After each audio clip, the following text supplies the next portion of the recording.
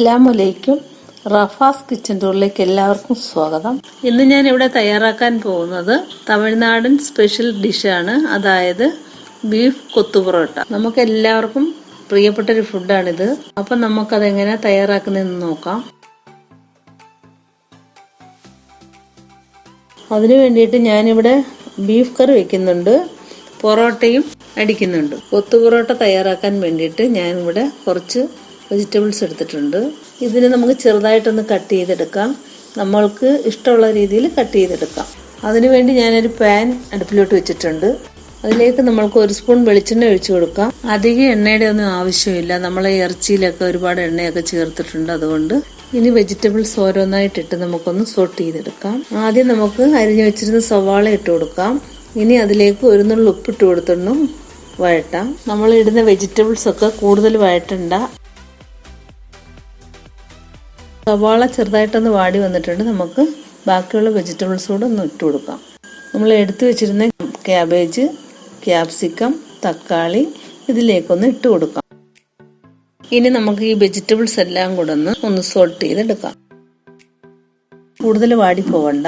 ഞാൻ 2 പച്ചമുളക് അരിഞ്ഞു വെച്ചിട്ടുണ്ടായിരുന്നു, അതും കൂടെ നമുക്ക് ഇതിലേക്ക് ഇട്ട് കൊടുക്കാം. ഇതിലേക്ക് കുറച്ച് മല്ലിയിലയും കൂടെ ആഡ് ചെയ്ത് കൊടുക്കാം.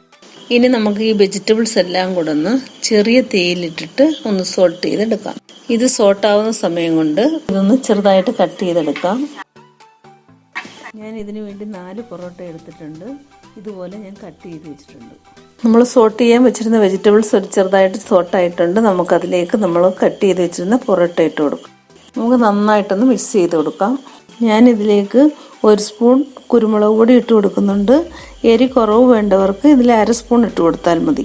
ഉപ്പൊന്ന് ചെക്ക് ചെയ്തിട്ട് കുറച്ച് ഉപ്പിട്ട് ഇട്ട് കൊടുക്കാം. ഇനി നമുക്ക് നന്നായിട്ടൊന്ന് മിക്സ് ചെയ്യാം.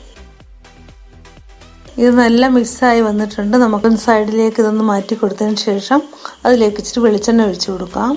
ഇച്ചിരി വെളിച്ചെണ്ണ ഒഴിച്ചു കൊടുത്താൽ മതി. ഇതിലേക്ക് 1 മുട്ട എടുത്ത് വെച്ചിട്ടുണ്ടായിരുന്നു, നമുക്ക് ഒഴിച്ചു കൊടുക്കാം. ഞാനിവിടെ 1 മുട്ടയെ എടുത്തിട്ടുള്ളൂ, കാരണം നമുക്ക് കുറച്ച് ക്വാണ്ടിറ്റിയിലേ സാധനം ഉണ്ടാക്കുന്നുള്ളൂ. നമ്മൾക്ക് വേണമെങ്കിൽ 1-2 മുട്ട വേണമെങ്കിൽ എടുക്കാം. ഈ മുട്ട ഒന്ന് ചെറുതായിട്ട് കുക്കായി വരുമ്പോഴത്തേക്ക് നമുക്കൊന്ന് ഇളക്കി കൊടുക്കാം. ഇതെല്ലാം നമ്മൾ ചെയ്യുമ്പോൾ ലോ ഫ്ലെയിമിൽ വേണം ചെയ്യാൻ.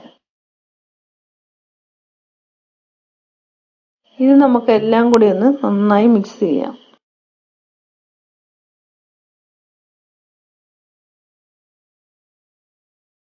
ഇനി നമുക്കിതിലേക്ക് ബീഫ് കറി ഒഴിച്ചു കൊടുക്കാം. നമ്മളുടെ ഈ കൊത്തു പൊറോട്ടയ്ക്ക് ഗ്രേവിയുടെ ആവശ്യമേ ഉള്ളൂ. പിന്നെ നമ്മൾക്ക് വേണമെങ്കിൽ പീസസ് ഇട്ട് കൊടുക്കാം, നമുക്ക് ഇടയ്ക്കിടയ്ക്കൊന്ന് കടിക്കാൻ വേണ്ടിയിട്ട്. ഇനി നമുക്ക് ഇതെല്ലാം കൂടി ഒന്ന് നന്നായി മിക്സ് ചെയ്തെടുക്കാം.